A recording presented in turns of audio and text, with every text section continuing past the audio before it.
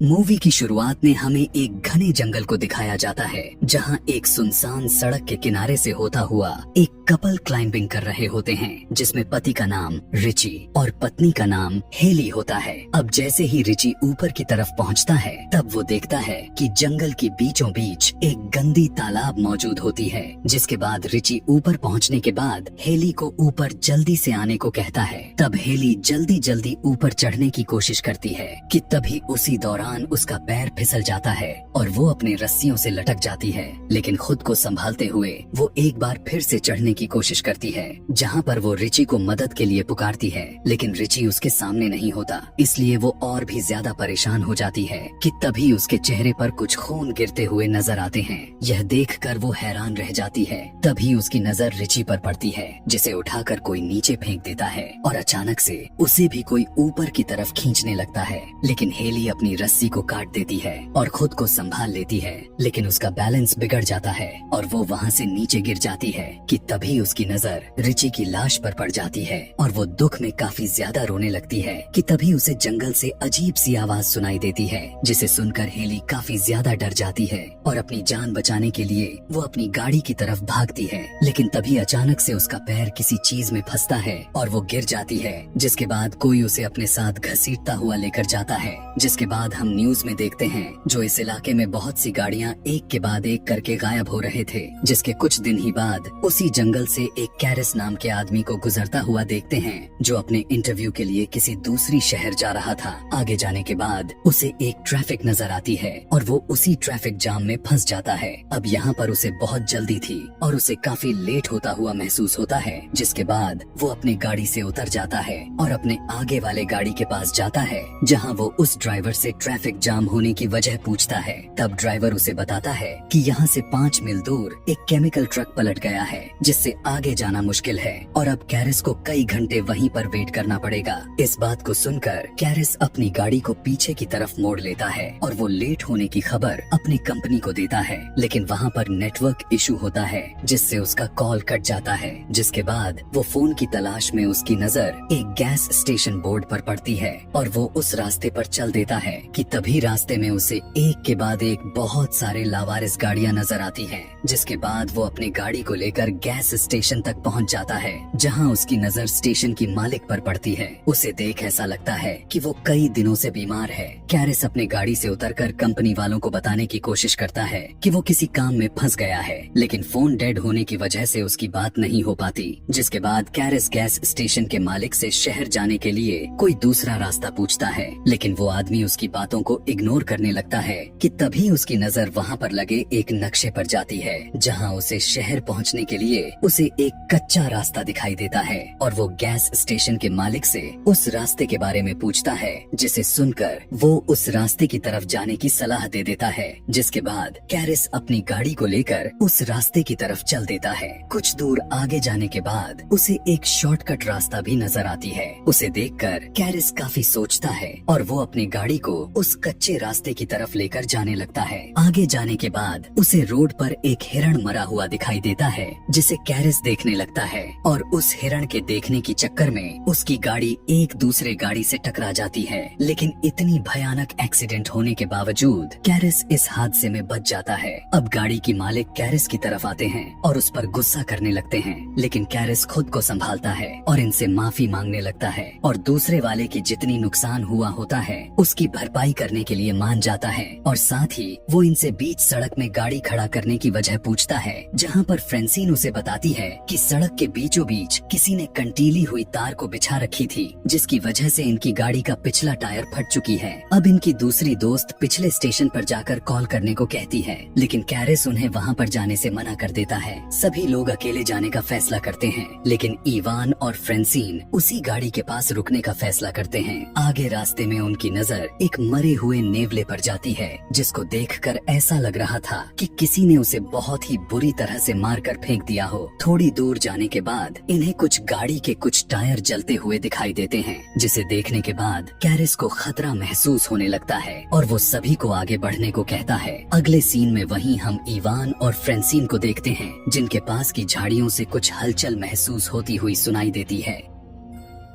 जिसके बाद इवान उस चीज को देखने जाता है और फ्रेंसीन उसे वहाँ पर ना पाकर एकदम से परेशान हो जाती है और वो भी उसे ढूंढने के लिए उसके पीछे जाती है। आगे रास्ते में जाने के बाद उसकी नजर इवान के इकलौते जूते पर जाती है और आगे जाने के बाद उसे नीचे इवान का कटा हुआ कान दिखाई देता है और यह देखकर रोने लग जाती है कि तभी अचानक से वो अनजान शख्स पीछे से हमला कर दिया और उसे भी मौत के घाट उतार देता है। जिसके बाद आगे कैरिस के साथ उन चारों लोगों को दिखाया जाता है जो आगे की तरफ जा रहे होते हैं। आगे जाने के बाद इनकी नजर एक घर पर जाती है और वो मदद मांगने के लिए घर की तरफ जाने लगते हैं। कैरिस बहुत सारी गाड़ियों को देखकर काफी परेशान हो जाता है और मदद मांगने के लिए दरवाजा नॉक करता है। जिसके बाद इन्हें पता चलता है कि इस घर में कोई भी नहीं रहता। जिसके बाद जब ये सभी घर के अंदर प्रवेश करते हैं कि तभी इनकी नजर खाने की टेबल पर जाती है, जिसे देखने के बाद ऐसा लग रहा था कि काफी दिनों से इस घर में साफ सफाई नहीं हुई है, ना ही कोई यहाँ पर रहता है। इन्हें वहीं पर कुछ गाड़ियों के चाबियां भी मिलती हैं। अब जैसे ही कैरिस वहाँ के फ्रिज को खोलता है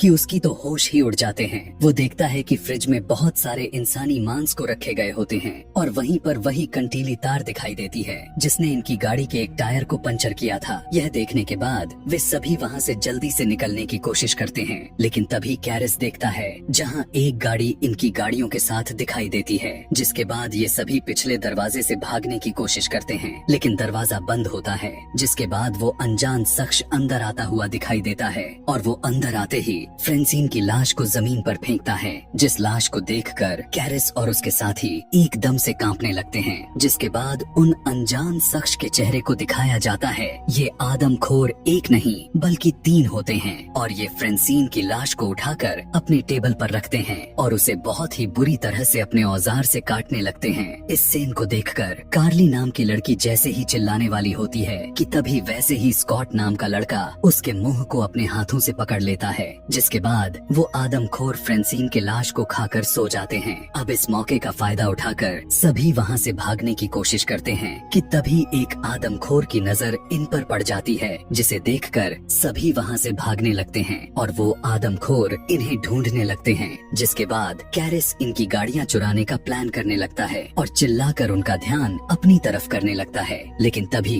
अचानक से एक आदमखोर कैरिस के पैर पर गोली मार देता है, जिससे वो जख्मी हो जाता है। जिसके बाद स्कॉट को जंगल में भागते हुए दिखाया जाता है और आदमखोर उसकी तरफ जाने लगते हैं। जिसके बाद स्कॉट के सीने से एक तीर आर पार हो जाता है और यहाँ पर ये तीनों उन आदमखोर के गाड़ी की लेकर वहाँ से अपनी जान बचाकर भागने लगते हैं। कुछ दूर जाने के बाद इनकी ट्रक एक कीचड़ में फंस जाता है और ये सभी लोग ट्रक वहीं पर छोड़कर वहाँ से आगे की तरफ निकल जाते हैं और तीनों अपनी जान को बचाते हुए जंगल से होता हुआ सड़क की तरफ निकलने लगते हैं और वो आदमखोर अपने शिकार पर निकल जाते हैं। शाम हो जाती है और तीनों एक जगह पर आराम करने के लिए रुकते हैं। कार्ली इन्हें ऊपर देखने को कहती है और जैसे ही ये दोनों ऊपर की तरफ देखते हैं, इन्हें अपने सामने एक वॉच टावर दिखाई देता है, जिसे देखकर वो काफी खुश हो जाते हैं और तीनों उस टावर पर चढ़ने लगते हैं। ऊपर जाने के बाद ये तीनों देखते हैं वहाँ पर कोई नहीं है। वहीं पर जैसी को फर्स्ट किट दिखाई देती है और वो उसे कैरिस की मलहम पट्टी करती है।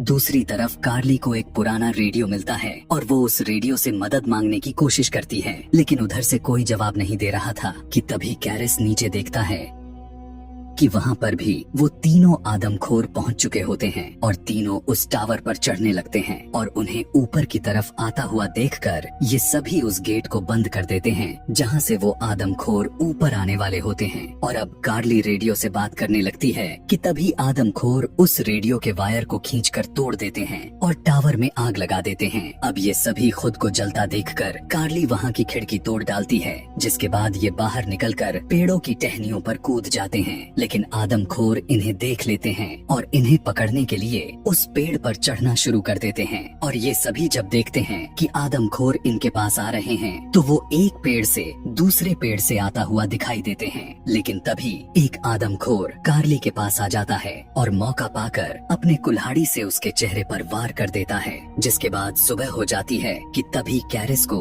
एक पुलिस की गाड़ी की आवाज सुनाई देती है और वो भागते हुए इस गाड़ी को रोकता है। अब जैसे ही पुलिस पुलिस वाला गाड़ी से बाहर निकलता है कि तभी एक तीर उसके आंखों के आर पार हो जाता है, जिसके बाद वो आदमखोर कैरिस के पास जाता है। लेकिन कैरिस उस वैन के नीचे चला जाता है और जैसे ही आदमखोर कैरिस को देखने के लिए नीचे झुकता है, लेकिन वहाँ पर कैरिस नहीं होता, जिसके कुछ देर के बाद उसी घर को दिखाया जाता है जहाँ पर आदमखोरों ने जैसी को काफी बुरी तरीके से बांधा हुआ था। अब जैसे ही आदमखोर जैसी को मारने जाता है कि तभी उसे गाड़ी आती हुई सुनाई देती है, तो वो देखने के लिए जाता है कि तभी कैरिस गाड़ी को उस घर में घुसा देता है और उस आदमखोर को कुचल देता है और गाड़ी से उतरकर लास्ट वाले आदमखोर को एक खंजर से हमला करके उसे काफी बुरी तरह से जख्मी कर देता है। और कैरिस जैसी को बचाने की कोशिश करने लग जाता है कि तभी वो आदमखोर कैरिस पर फिर से हमला कर देता है और उसे मारने लगता है। अब कैरिस को मरता देखकर जैसी एक तीर कमान की मदद से उस आदमखोर को मार डालती है और अब वो दोनों घर से बाहर निकलते हैं। लेकिन उसी बीच कैरिस की नजर पुलिस की गाड़ी पर जाती है, जिस गाड़ी में फ्यूल बॉक्स होती है, और वो उस बॉक्स को निशाना बनाकर उसे उड़ा देता है